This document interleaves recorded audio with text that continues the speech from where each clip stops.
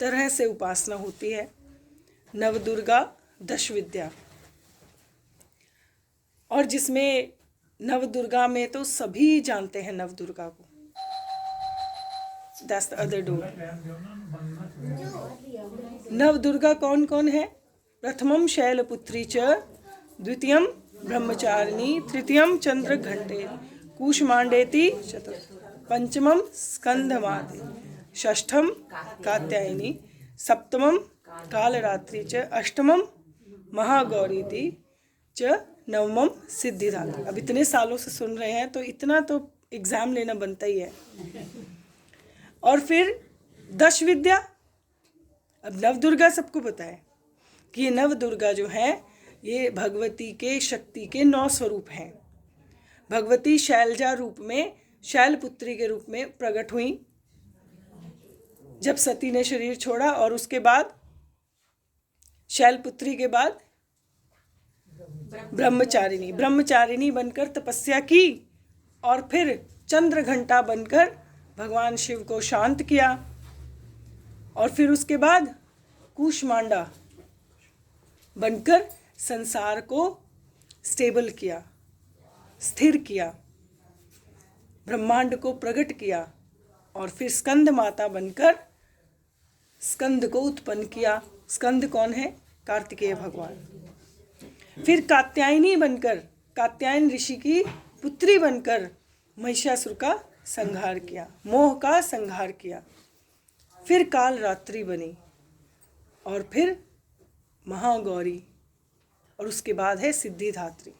ये हमारे जीवन में नवदुर्गा कहीं कोई बाहर नहीं है, कहीं केवल वैष्णो देवी चिंतपूर्णी ज्वाला जी में नहीं है।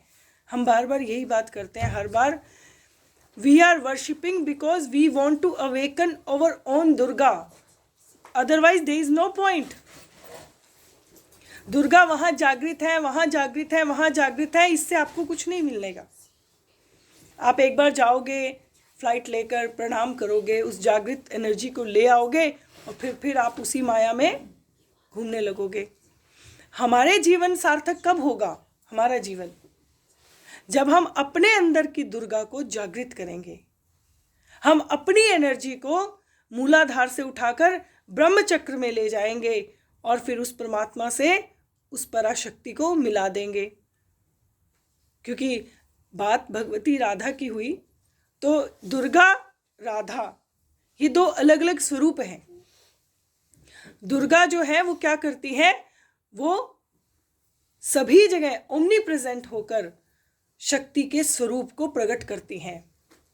लेकिन एक वो शक्ति है जो आधार बनती है। हम यही बात कर रहे थे ना कल। पराशक्ति जो है, what it does, it makes visible to that invisible who is called as Brahman. वह ब्रह्मन जो अनमैनिफेस्टेड है उसको मैनिफेस्ट कर देती है, और आपको लगने लगता है मैं ये हूं, मैं 5 फुट 4 इंच, मेरा ये नाम है, सो एंड सो मेरा ये टाइटल है, मैंने ये कर्म किया है, इसलिए मेरा सुख क्या है? अगर आप प्रशंसा करोगे तो मुझे सुख है, अगर आप निंदा करोगे मुझे दुख है। मुझे अपने पसंद का मिलेगा तो मैं सुखी हूँ, मुझे अपने पसंद का नहीं मिलेगा मैं दुखी हूँ। जो मुझे सुख देता है उससे राग है, जो मुझे सुख नहीं देता उससे द्वेष है। तो ये एक काल चक्र जो है चलता रहता है। So you are becoming, sometime you are a mother, sometime you are a daughter, sometime you are a sister, sometime you are what son. मैं सिर्फ mother sister के लिए नहीं, for all of you as well. कोई कभी brother है, कोई कभी husband है, कोई कभी father है, कोई कभी son है, कभी चाचा है, ताया है, नाना है, मामा है. You are just going into it, and you spending your whole life in it. And what you are getting in the end? Still you are in the deathbed and you are in regret कि मैंने ये नहीं किया, ये हो जाता तो ये अच्छा होता। भगवती पराशक्ति ने कबहुक कर करुणा नर देहि, ये करुणा से मिला है आपको, आपने कोई एफर्ट नहीं किया उसके लिए। And what you are doing with it, it's sad. Parashakti ने, है ना, देखो अगर माँ बाप 100 पाउंड देते हैं और बच्चा उसको बर्बाद करके आ जाता है तो उनको कितना दुख होता है ना, होता है कि नहीं? And you always feel bad, you just wasted. 1 साल पढ़ाई का लगा दो, आप खूब पैसा लगा दो और वो पढ़ाई का साल वेस्ट कर दे, you feel bad about it. But उस पराशक्ति ने, उस परब्रह्म ने, उस तत्व ने हमें ये शरीर दिया, मन दिया, बुद्धि दी, हाथ पैर चलते हैं। अभी मैं आई वॉजंट फीलिंग वेल, मैंने सोचा कि मैं जाके सो जाऊं। फिर मुझे एकदम से गुरुजी की बात याद आई, स्वाध्याय प्रवचनाभ्याम न प्रमदितव्यम, न प्रमदितव्यम, वो एकदम कान में गूंजने लगा।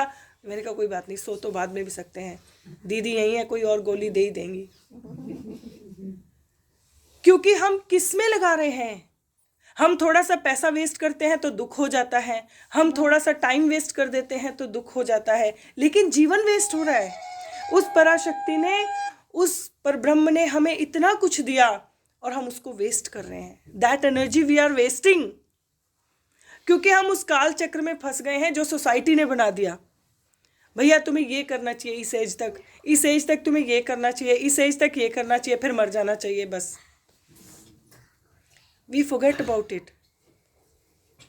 और इसी प्रकार भगवान के, अब 3 चरित्रों की भी हम बीच बीच में वर्णन करते हैं ना। भगवान विष्णु के कान के मल से, मल मतलब मैल से क्या निकले? मधु और केटप। अच्छे और बुरे वचनों को आप सुनते हो ना, काम और क्रोध, सुन के ज़्यादा क्रोध होता है। आपके सामने आपको कोई कुछ कह दे, आपको बुरा नहीं लगता। अगर आपको कोई बताए ना इसने तुम्हें बुरा कहा था, तो आपको और भी बुरा लगता है।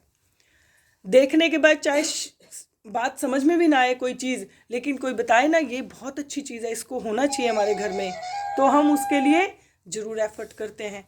ये कान से काम और क्रोध उत्पन्न होते हैं, और भगवान के कान से प्रकट हुए थे।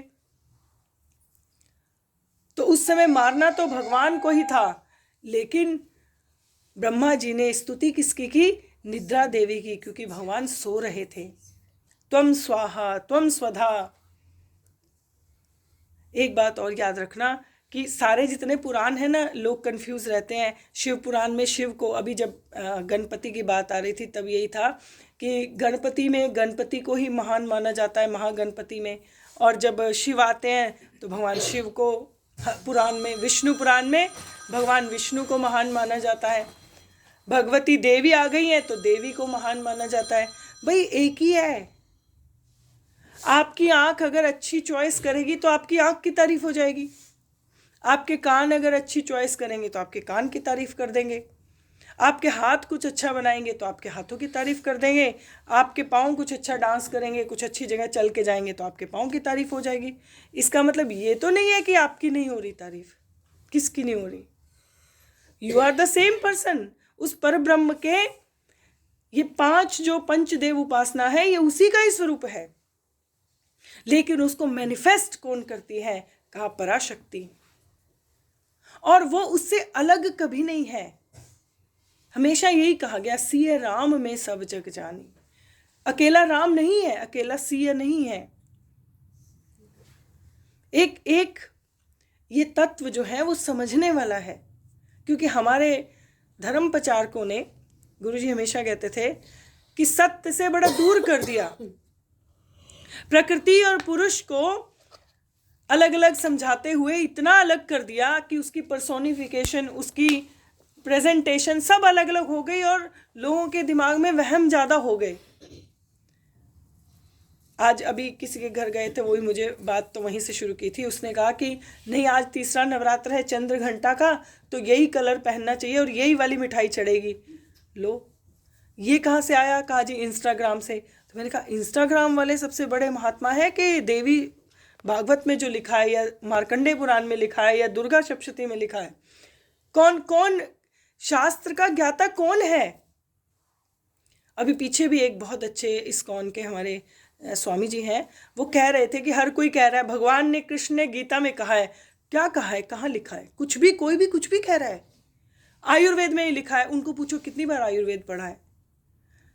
B sensible, just don't go for the reels and Instagram. क्या नाम है उसका? इंस्टाग्राम। हाँ, मतलब समझो बात को भाई, समझो। जो तुम्हारी माँ बता रही है वो एक्सपीरियंस से बता रही है। इंस्टाग्राम वाली माँ बता रही है उसको लाइक्स चाहिए इसलिए बता रही है। जरा ध्यान से, बी केयरफुल। ये भगवती की उपासना है, ये पराशक्ति की उपासना है, ऐसे ही नहीं होती। हमारे हिंदू धर्म में बड़ा ही गुप्त रखते हैं। हाँ रखते हैं भाई। अब मैं तुमसे पूछूं तुम्हारे घर के डायमंड कहाँ हैं, अब तुम कोई मुझे बताओगे? तुम्हारे घर में गोल्ड कहाँ रखा हुआ है? कोई भी रैंडम व्यक्ति पूछे, किसको बताओगे? जो अपना होगा, जिस पर विश्वास होगा। ऐसे ही ये मंत्र तंत्र यंत्र जिनकी उपासना की जाती है, ये कथा, ये भागवत जो संत लोग व्याख्या करते हैं, इसको समझने के लिए एक लेवल चाहिए, क्वालिफिकेशन चाहिए, और उसको करने के लिए भी जो यज्ञ किया जाता है, हवन किया जाता है। तो उस पराशक्ति के इस स्वरूप को समझने के लिए एक सिंपल सा तरीका बनाया गया, और उस सिंपल सी साधना में उस पराशक्ति से आप 9 दिन तक उस एनर्जी को, उस ऊर्जा को ले सकते हो। पर ये जितनी सारी कन्फ्यूजन्स है, जस्ट बी केयरफुल। और वहाँ पर भगवत गीता में ही श्लोक है, शुचि नाम श्रीमताम गेहे और परिप्रश्नेन सेवया। 2-3 जगह भगवान ने बताया, उसके पास जाके प्रश्न करो जो शास्त्र का ज्ञाता हो। ऐसे ही रैंडमली कुछ मत करो। रैंडमली माँ बाप की इज्जत नहीं करेंगे, लेकिन वो बता रहा है इन्फ्लुएंसर, उसकी बात पर पूर्ण विश्वास कर लेंगे कि नहीं, हरा होता है तो हरा ही होता है। ये बहुत बहुत ज़्यादा विकट समस्या है, छोटी मोटी नहीं है। क्योंकि आप लोग तो फिर भी अभी सेंसिबल हैं। अगली जनरेशन जो है, उनके माता पिता, भाई बहन, मास्टर, गुरु, टीचर, सब इंटरनेट है। Be careful, you have to teach them कि किस प्रकार जीवन की शैली हमने बनानी है, क्या लाइफस्टाइल बनाना है। अभी पाठ से पहले भी इसी बात पर चर्चा हो रही थी कि it's very important. Now it's no more casual, it's important, and we all have to be careful. इसीलिए हम लोगों ने भी यही सब शुरू किया है कि ताकि वहाँ पहुँचो जहाँ प्रॉब्लम है, वहाँ जाकर उनकी प्रॉब्लम सॉल्व करने की कोशिश करो। हरिओम। That's it. दीदी जी से मैं प्रार्थना करती हूँ